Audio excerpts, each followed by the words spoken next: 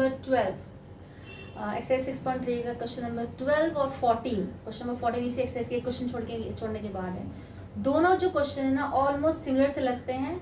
एक बार ध्यान से पढ़ना उन क्वेश्चन को। शायद अगर पहली फर्स्ट टाइम पढ़ो तो पता भी नहीं लग पाएगा कि डिफरेंस भी है इस क्वेश्चन में कुछ, लेकिन जरा सा डिफरेंस और क्वेश्चन में बहुत ही ज़्यादा, जो सोल्यूशन में इसमें दोनों में बहुत ज़्यादा डिफरेंस आ जाएगा। तो ध्यान से पढ़ना। मैं दोनों 12 के बाद में सीधे 14 सॉल्व करूंगी, 13 को हम बाद में करेंगे। तो दोनों में डिफरेंस पता लगेगा क्या है। तो यहाँ पर क्या है कि side A B P C and median A D, ठीक है। ए बी ए सी के बी सी के साथ में ए डी है, और जो क्वेश्चन में 14 में यहाँ पे ए बी यहाँ पर ए सी है, बस इतने का डिफरेंस है, बाकी सब कुछ सेम है। तो वो क्वेश्चन थोड़ा डिफरेंट तरीके से हो जाता है। और यहाँ पर बी सी है and median AD of a triangle A B से respectively proportional to sides P Q Q R and median P M of triangle P Q R. तो यहाँ पे दो चीजें हमें दिखाई दे रही है, डायग्राम तो है नहीं, हम बनाएंगे अभी। A B C and P Q R के दो ट्रायंगल्स यहाँ पर हम ड्रॉ कर लेते हैं। A B C and P Q R हमने बना लिया, ठीक है, पी क्यू आर। और क्या है मीडियन। मीडियन पता नहीं क्या होता है, जैसे यहाँ पर बोल रहा है अगर ए डी मीडियन है तो ए से और बी सी का जो मिड पॉइंट है, बी सी का मिड पॉइंट, जब उसको जब हम ज्वाइन करते हैं तो ये लाइन हो जाता है median, joining the mid point of one side from the vertex opposite side का। तो ये हो गया ए डी इसका मीडियन हो गया। मीडियन मतलब कि ये इसके इक्वल, ठीक है, ये दोनों half of D is the mid point of B C. Similarly P Q और यहाँ पर मीडियन क्या पी एम, तो यहाँ भी हमने बना लिया पी एम, मिड पॉइंट है थोड़ा सा मिड में ले लेते हैं, ठीक है। तो एम से मिड पॉइंट है क्यू आर का, ठीक है। अब क्या शो करना है हमें, A B C P Q R, A B C पूरा और पी क्यू आर जो दोनों सिमिलर हैं। अब लेकिन जो दे रखा है कि side A B B C और मिड डी ये जो है प्रोपोर्शनल है, तो पहले ना गिवन पार्ट को हम लिख लेते हैं। तो गिवन जो हम वो लिख लेते हैं इन ट्राइंगल। यहाँ पर दोनों ट्राइंगल्स में तीनों साइड्स को क्या दे रखा है, प्रोपोर्शनल दे रखा है। तो triangle A B C and triangle P Q R में तीनों साइड्स, तो तीनों कैसे लिख लेते हैं, A B B C A D, A B B C और ए डी, ठीक है। ये प्रोपोर्शनल है किसके, ए बी जो है वो पी क्यू के हैं, तो इसके नीचे पी क्यू लिख लेते हैं, इसके नीचे क्यू आर लिख लेते हैं और इसके नीचे पी एम। ये है हमारा गिवन पार्ट, ठीक है। अब लेकिन शो क्या करना है, ए बी सी को पी क्यू आर के, ए बी सी को पी क्यू आर के, ठीक है। तो दो साइड से हमें दिख रहा है, ये एक तो ये साइड हो गया और एक बी सी क्यू आर भी है, बट कुछ एंगल के बारे में नहीं, तीनों साइड्स में नहीं ना पाएंगे। तो एक एंगल हमें शो करने के लिए क्या करना पड़ेगा, ए बी डी को पी क्यू एम के हमें सिमिलर दिखाना पड़ेगा। तो in triangle A B D and triangle P Q M, A B upon में P Q is equal to B C upon में क्यू आर गिवन है ये, है ना। एंड साथ में A D is equal to P M भी दे रखा है, इसको भी लिख लेते हैं, रुको, ए डी अपॉन में पी एम ये भी गिवन है तीनों चीजें।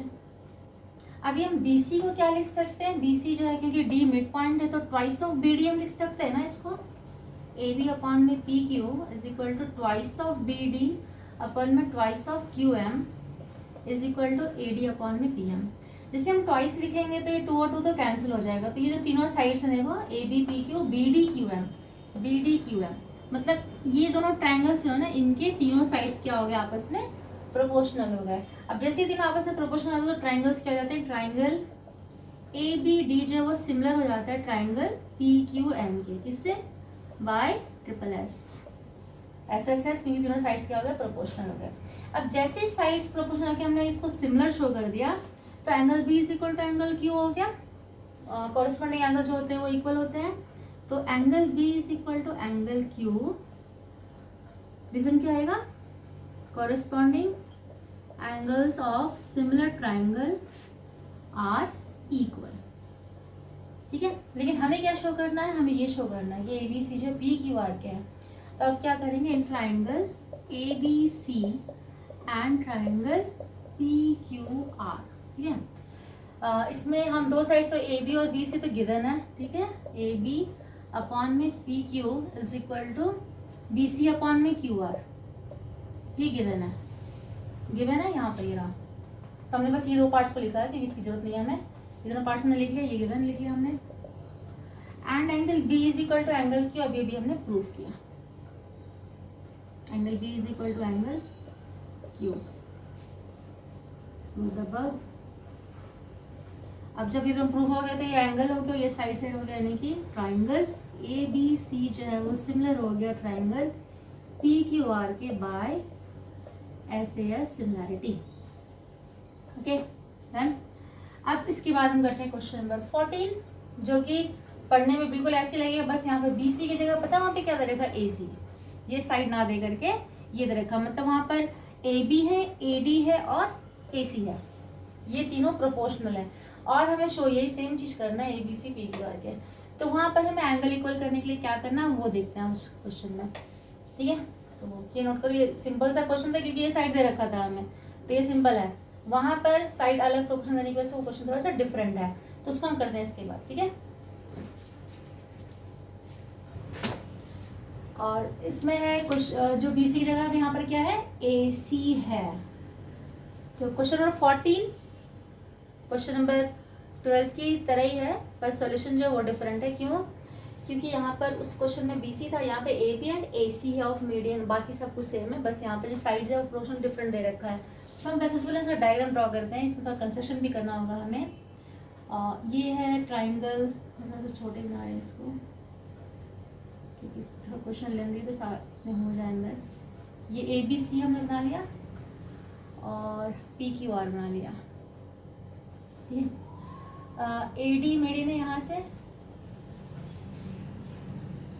मीडियन है, और यहाँ से पी एम मीडियन है, ठीक है। ए डी को एक्सटेंड करना है, यहाँ पर एक्सटेंड करना है कितना, कुछ भी हम नाम ले लेते हैं यहाँ पर ए डी ई तक कर लेते हैं, ए बी सी डी है यहाँ ई तक एक्सटेंड किया, ताकि ये जो डी है ना A D is equal to D E हो जाए, ठीक है। ये कंस्ट्रक्शन हम करेंगे और यहाँ से इसको एक्सटेंड करेंगे हम, और पी क्यू एम आर कर और भी एस कर लेते हैं एस, तो ये इसके इक्वल है, यहाँ पर ये इसके इक्वल है, और ये पहले से क्योंकि मीडियन तो डी जो मिड पॉइंट है बी सी का और यहाँ पर एम जो मिड पॉइंट है क्यू एम का वो गिवन पार्ट है, ठीक है। ये हमने कंस्ट्रक्शन किया है। अब हम गिवन अगर लिखते हैं और गिवन में है इन triangle A B C and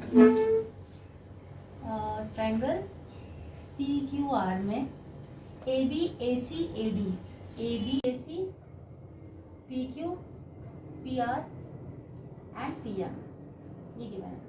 तो डिफरेंस बस ये ए सी पी आर में आ रखा है, ए सी में और पी आर में, मतलब क्वेश्चन नंबर 12 में बी सी क्यू आर दे रखा था, यहाँ पर A C and P R दे रखा है, इतनी फर्क है इस क्वेश्चन में। अब इसकी वजह से जो डिफरेंस क्या आएगा कि क्योंकि हमें शो करना है ट्राइंगल ए बी सी जो है वो पी क्यू आर के, A B C P Q R के सिमिलर शो करना है, तो इसके लिए ये वाला एंगल इसके इक्वल होना चाहिए, है ना, जो भी हमें पता नहीं है।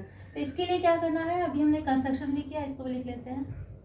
कंस्ट्रक्शन हमने क्या किया है, ए डी एक्सटेंडेड है ना, A D extended to E and P M extended to S such that AD is equal to DE and PM is equal to MS, PM is equal to MS, ये हमने construction में बना लिया। अब हम शुरुआत करेंगे, सबसे पहले ये जो ट्राइंगल है हम इसके सिमिलर शो करेंगे, तो स्टेप बाय स्टेप ध्यान से देखना। अब इन triangle A B D and triangle A B D बहुत यहाँ से क्या हो जाएगा ई C D, E C D, यहाँ पर क्या है ये साइड इसके इक्वल है, ठीक है। A D is by construction, A D is equal to E D by construction, then ये जो एंगल होगा इसके इक्वल होगा vertically opposite angle, angle A D B is equal to angle E D C, EDC vertically opposite angles,